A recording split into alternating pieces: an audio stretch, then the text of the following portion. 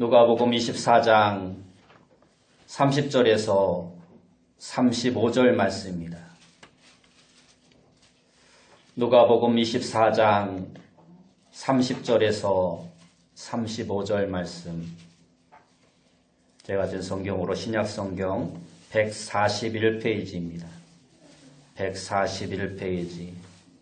누가복음 24장 30절에서 35절 말씀 제가 봉독해 드립니다. 그들과 함께 음식 잡수실 때 떡을 가지사 축사하시고 떼어 그들에게 주시니 그들의 눈이 밝아져 그인 줄 알아보더니 예수는 그들에게 보이지 아니하시는지라. 그들이 서로 말하되 길에서 우리에게 말씀하시고 우리에게 성경을 풀어주실 때 우리 속에서 마음이 뜨겁지 아니하더냐 하고 곧 그때로 일어나 예루살렘에 돌아가 보니 11 제자 및 그들과 함께한 자들이 모여 있어 말하기를 주께서 과연 살아나시고 시몬에게 보이셨다 하는지라. 두 사람도 길에서 된 일과 예수께서 떡을 떼심으로 자기들에게 알려주신 것을 말하더라. 아멘. 우리 옆에 분들과 인사합시다. 만나서 반갑습니다. 다시 한번 인사합시다. 오늘도 큰 은혜 받읍시다. 오늘 우리가 읽은 말씀을 통해서 오늘 부활주의를 맞이하여 부활의 주님을 만난 사람들, 부활의 주님을 만난 사람들이라는 제목으로 이 시간 함께 은혜의 말씀 나누기 원합니다. 오늘은 기쁜 부활절일입니다. 사망 권세를 이기신 부활의 능력이 여러분 모두에게 충만하게 넘쳐나기를 축원합니다. 우리가 한국인으로서 누리는 축복이 여러 가지가 있는데 그 중에 하나는 사계절이 분명하다라는 것입니다. 그 중에 특별히 봄은 만물이 소생하고 약동하는 계절, 그리고 부활의 계절이라 말할 수 있습니다. 마치 죽은 것처럼 겨우내 단단한 껍질로 쌓여있던 나무에서 어느샌가 새싹이 돋고 꽃이 만발하는 모습은 정말 너무나도 신비롭습니다. 하나님께서 인간들에게 부활을 가르쳐 주시려고 대자연 가운데 허락하신 시청각 자료가 아닌가 생각이 되어집니다. 그래서 종교개혁자인 마틴 루터도 이렇게 말했습니다. 봄철이 되어 새롭게 움트는 새싹마다 그리고 피어나는 꽃잎마다 주님께서 부활의 약속을 새겨 놓으셨다. 아무쪼록 이렇게 만물이 소생하는 이 봄에 말씀을 통해 그리고 자연을 통해 부활의 은총을 풍성하게 만끽하는 여러분이 되시기 바랍니다. 오늘 본문은 예수님이 부활하신 바로 그날 주일 아침에 예루살렘에서 엠마오로 내려가던 두 제자의 이야기입니다. 이 두 제자가 누구인가에 대해서는 성경에서 밝히고 있지 않습니다. 그러나 두 제자는 예수님께서 특별히 택하신 12 제자는 아니었던 것으로 이야기합니다. 많은 성경 신학자들은 그 중에 한 명이 글로바였을 것이다 라고 말하고 나머지 한 명은 누군지 알지 못한다라고 이야기를 합니다. 때는 해가 뉘엿뉘엿 지는 황혼 무렵이었습니다. 그러나 저녁의 황혼은 낭만적이라기보다는 오히려 처량한 분위기였습니다. 그들은 예수님이 부활하셨다는 소식을 듣기는 들었지만 확인할 수도 그리고 믿을 수도 없었습니다.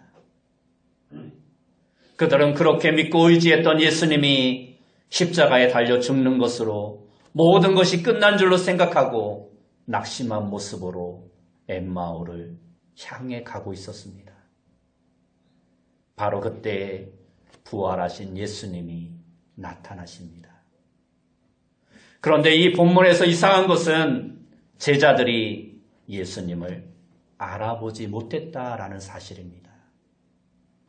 그 이유는 두 가지로 설명할 수 있습니다.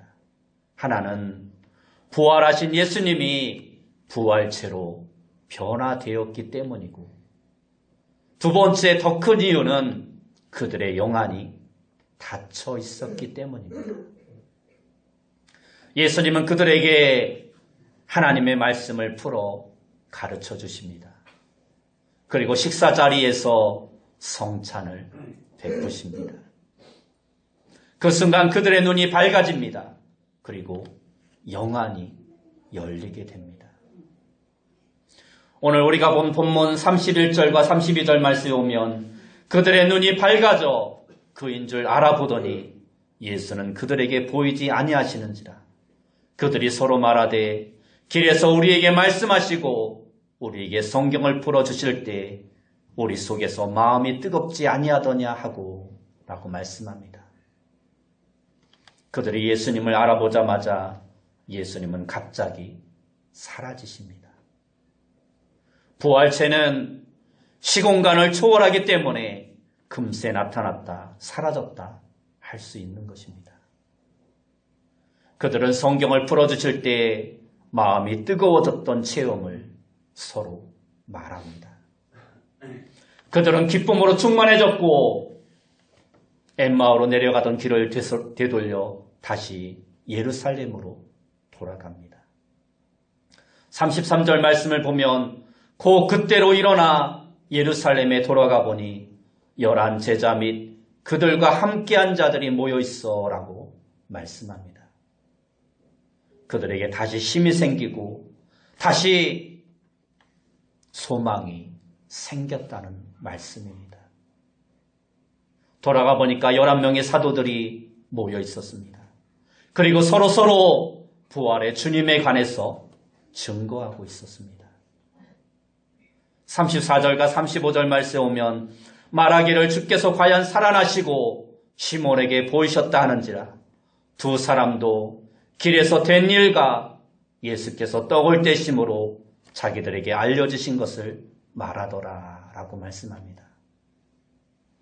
이렇게 부활의 주님을 만난 제자들이 어떻게 되었습니까? 무엇보다 예수님이 하나님의 아들이시요 구세주인 것을 확신하게 됩니다. 그렇습니다. 이것이 바로 부활의 증거인 것입니다. 로마서 1장 4절 말씀을 보면 성결의 영으로는 죽은 자들 가운데서 부활하사 능력으로 하나님의 아들로 선포되셨으니 곧 우리 주 예수 그리스도시니라 하고 말씀하고 있습니다. 말하자면 그들은 살아계신 하나님의 아들, 생명의 주님, 능력의 주님을 만나게 된 것입니다. 그리고 그 만남을 통해 그들에게는 놀라운 변화가 있었던 것입니다. 그렇습니다. 이처럼 부활의 주님을 만나면 반드시 변화를 경험하게 된다는 것입니다.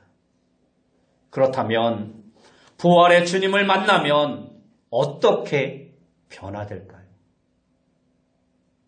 첫째로 부활의 주님을 만나면 사망에서 생명으로 변화됩니다. 이 말은 다시 말하면 죄로 인해 죽을 수밖에 없었던 우리가 구원받고 영생을 얻게 된다는 것입니다. 인간에게는 본래 영생의 본능이 있었습니다. 하나님께서 처음 인간을 만드셨을 때는 죽음이라는 것이 없었습니다. 그러나 죄로 인해 인간은 죽을 수밖에 없는 불쌍한 운명에 처해지게 됩니다. 육체적으로도 죽고 영적으로도 영원히 죽을 수밖에 없는 존재가 된 것입니다.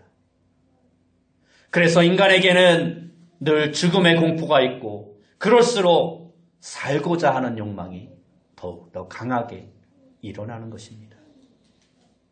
이처럼 모든 인간은 불로 장생하고 영원히 죽지 않고 살기를 소망합니다. 그럼에도 불구하고 인간은 누구나 죽습니다. 천년 만년 살겠다고 불로초를 구하던 진시황도 겨우 49세에 죽고 말았습니다. 인간은 기껏해야 100여 년을 살다가 다 죽고 마는 것입니다. 오래 살아봤자 휙하고 금세 지나가 버리고 마는 것입니다. 그런데 부활의 주님은 사망 권세를 이기시고 부활하셔서 그를 믿는 성도들에게 영생을 주신다라고 약속하십니다. 영생은 장수와는 전혀 다른 것입니다. 장수는 늙고 병들어서 간간히 생명을 연명하는 것이지만 영생은 복락을 누리며 아프지도 않고 병들지도 않고 영원히 사는 것입니다. 예수님께서는 요한복음 11장 25절과 26절에서 나는 부활이요 생명이니 나를 믿는 자는 죽어도 살겠고 무릇 살아서 나를 믿는 자는 영원히 죽지 아니하리니 이것을 내가 믿느냐라고 말씀하셨습니다. TV 드라마를 한참 재미있게 보다가 시간이 되면 끝이 납니다. 아주 결정적인 순간에 다음에 계속 하고 끝납니다. 참으로 아쉽죠. 그래도 다음이 있으니까 참고 기다립니다. 우리 성도들의 인생도 마찬가지입니다. 죽음이 닥쳐도 그것이 끝이 아니라는 것입니다. 그 다음이 계속되는 것입니다. 어느 성도의 묘비에 이러한 글이 적혀 있었습니다. 천국에서 계속. 천국에서 계속. 그렇습니다. 성도에게 죽음은 영혼이 육체에서 벗어나 천국으로 이사가는 것입니다. 슬픔도 고통도 질병도 죽음도 없는 영원한 천국에 들어가 복락을 누리게 되는 것입니다. 더 나아가 흙으로 돌아갔던 육체도 예수님이 재림하시는 그날에는 예수님처럼 빛나는 부활체로 변화될 것입니다. 무덤에서 일어날 것입니다. 아니, 화장을 하여 그 뼈가 가루가 되어 사방으로 흩어졌다 하더라도 하나님의 전능하신 능력으로 온전한 부활체로 다시 부활할 것입니다. 2차 세계대전의 영웅이었던 윈스턴 처칠 수상의 이야기입니다. 그는 평소에 유머가 넘치는 괴짜였다라고 말을 합니다. 그는 자신이 죽기 전에 이렇게 유언을 합니다. 내가 죽거든 장례식을 할 때 처음에는 취침나팔을 불고 마지막에는 기상나팔을 불어달라. 엄숙한 장례식장에서 기상나팔을 부는 게 이상하지만 거기에는 그의 신앙 고백이 들어있었던 것입니다. 죽으면 우리 영혼이 천국에 가고 육체는 잠시 쉬다가 주님이 재림하시는 그날 천사장의 나팔소리와 함께 무덤에서 일어나 부활하게 된다는 것입니다. 여러분 모두가 이 부활의 주님을 만남으로 영생과 부활을 확신하는 귀한 성도님들이 다 되시기 바랍니다. 두 번째로 부활의 주님을 만나면 절망에서 희망으로 변화되어집니다. 절망은 인생을 망치는 독소와도 같습니다. 그래서 키에로 케고로는 이렇게 말했습니다. 절망, 그것은 죽음에 이르는 병이다. 절망이 죽음에 이르는 병이라는 것입니다. 반대로 희망은 세상을 이기는 힘입니다. 그런 점에서 가장 불쌍한 인생은 희망이 없는 인생입니다. 키에로 케고로가 말한 절망은 바로 불신앙입니다. 하나님을 믿지 못하는 데서 오는 절망을 말씀하고 있는 것입니다. 여러분, 요즘 세상살이가 얼마나 힘이 듭니까? 세상 살다 보면 어려운 일들이 얼마나 많이 있습니까? 그래서 하나님이 없는 인생은 수시로 절망하게 되는 것입니다. 그러나 하나님을 믿는 성도는 암담한 상황 가운데서도 희망이 있는 것입니다. 심지어 죽음의 순간에서도 믿는 자들에게는 소망과 희망이 넘쳐나게 됩니다. 그 이유는 믿는 자는 죽어도 천국이 있음을 믿기 때문입니다. 부활의 주님은 우리로 하여금 하나님께 희망을 갖게 해줍니다. 베드로전서 1장 21절 말씀에 보면 너희는 그를 죽은 자 가운데서 살리시고 영광을 주시는 하나님을 그리스도로 말미암아 믿는 자니 너희 믿음과 소망이 하나님께 있게 하셨느니라 하고 말씀합니다. 그러므로 우리는 어떠한 경우에도 희망을 가질 수 있는 것입니다. 우리의 믿음과 소망이 이 세상에 있는 것이 아니라 하나님께 있기 때문입니다. 엠마오로 가던 두 제자와 11 사도들은 절망 가운데 슬퍼했지만 부활의 주님을 만난 이후에 그들의 삶 가운데 그들의 마음속에 기쁨이 넘쳤습니다. 희망으로 가득했습니다. 더 이상 세상이 두렵지 않았습니다. 그래서 두 제자가 가던 길에서 돌아서 예루살렘으로 달려갔던 것입니다. 연탄길, 곰보빵 등으로 유명한 이철환 작가라는 분이 있습니다. 연탄길이란 책은 무려 360만 사람들이 읽었고 중국과 대만, 일본 등으로까지 수출된 아주 유명한 베스트셀러 책이었습니다. 이 책에 실린 글이 초등학교 교과서에도 나오고 있습니다. 이 정도면 참으로 대단한 성공을 거둔 것입니다. 그런데 그가 청년 시절에는 3년간 우울증으로 고생을 했다고 합니다. 그리고 지독히 가난해서 리어카를 끌고 다니며 사과장수도 하고 산동대를 다니며 양말을 팔기도 했습니다. 하지만 그는 꿈과 희망을 잃지 않았습니다. 처음에는 그림을 그렸는데 아무도 그 그림을 사주지 않아서 포기하고 글쓰기를 시작했습니다. 출판사마다 거절했지만 야학교에서 7년 동안 아이들을 가르치며 계속해서 글을 썼습니다. 그러다가 다행히 출판 기회가 생겼고 수입의 절반을 가난한 이웃 돕기에 기부합니다. 그러다가 마침내 유명한 작가가 된 것입니다. 그의 글을 보면 이러한 대목이 나옵니다. 기름때 찌든 작업복을 입고 있었을 때도 나는 프란츠 카프카를 읽고 있었다. 아무도 사가지 않는 그림 옆에 서서 고개를 들 수 없을 때도 나는 알베르 까미를 읽고 있었다. 도스토옙스키, 말라몰에 헤르만 헤세가 있었기에 나는 절망하지 않았다. 그리고 무엇보다 하나님이 나와 함께 하셨기에 나는 절망하지 않았다.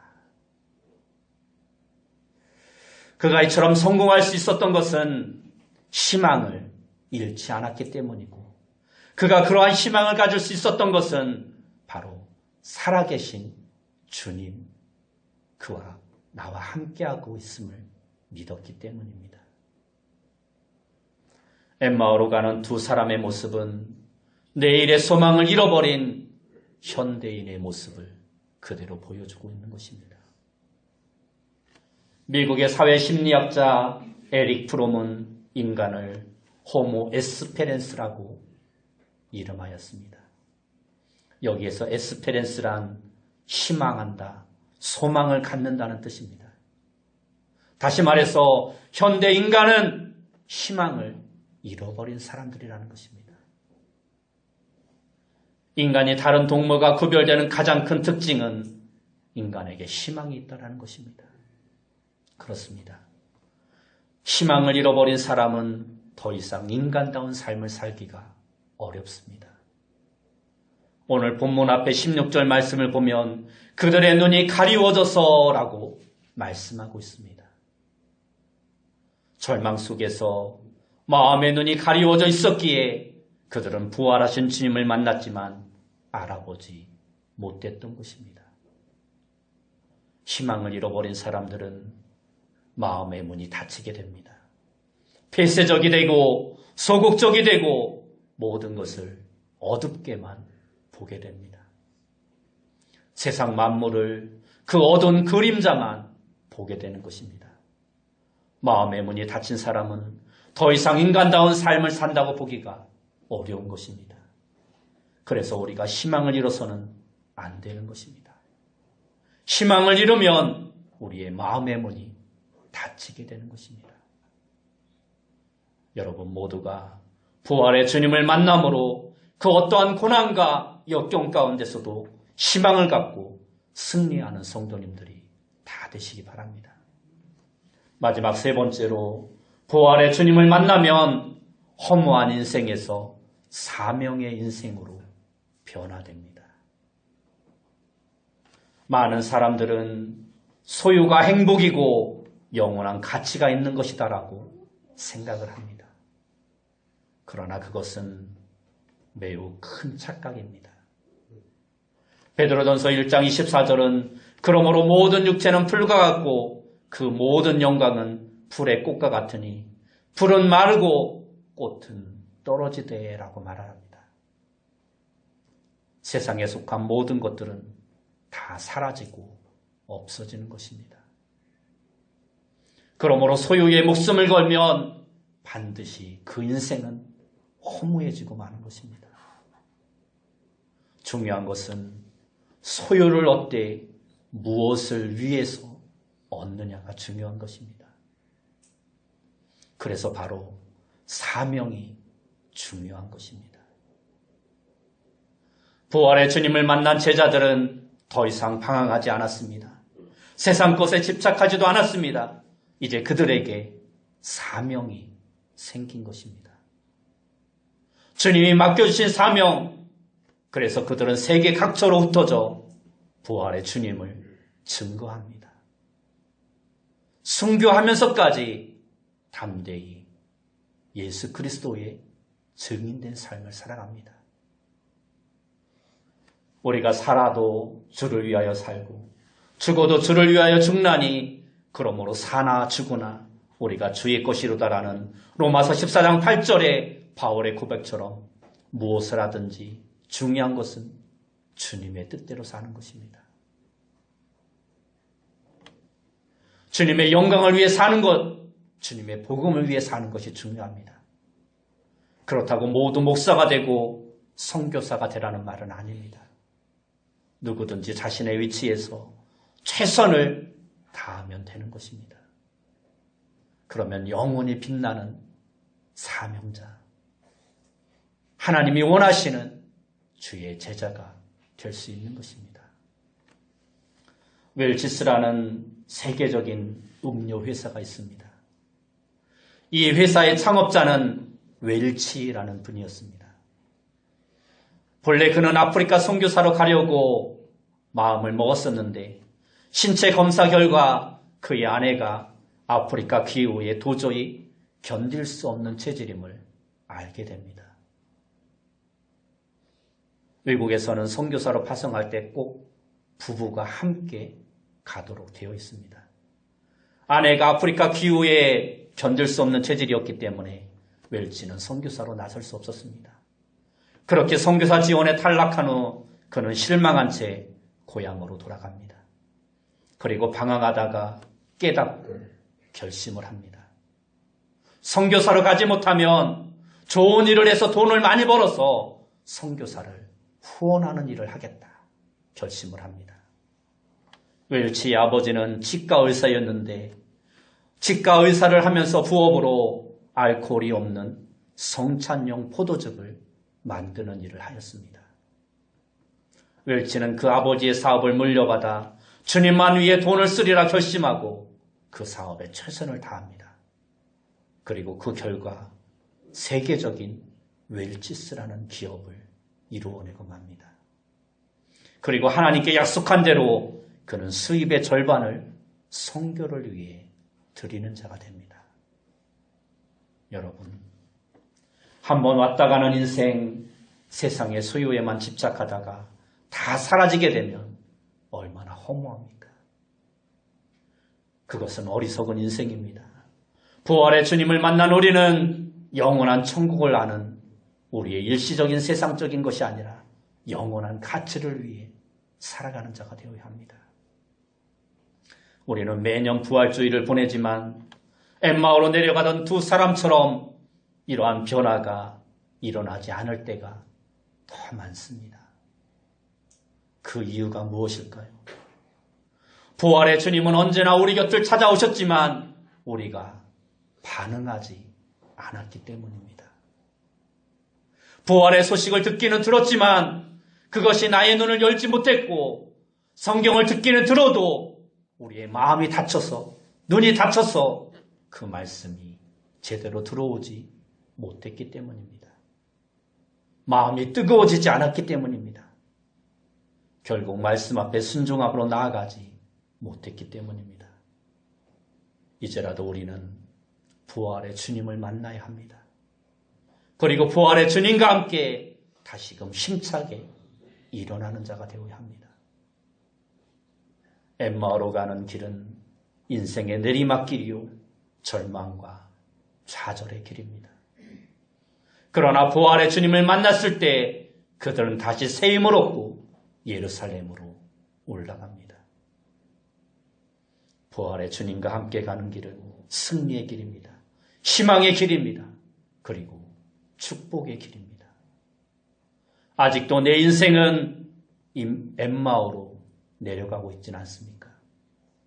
이 시간 부활의 주님을 만나서 다시 새로운 소망을 품고 예루살렘으로 올라가 주님이 우리에게 맡기신 사명을 충성스럽게 잘 감당할 수 있는 귀한 성도님들의 다 되시기를 예수님의 이름으로 축원합니다.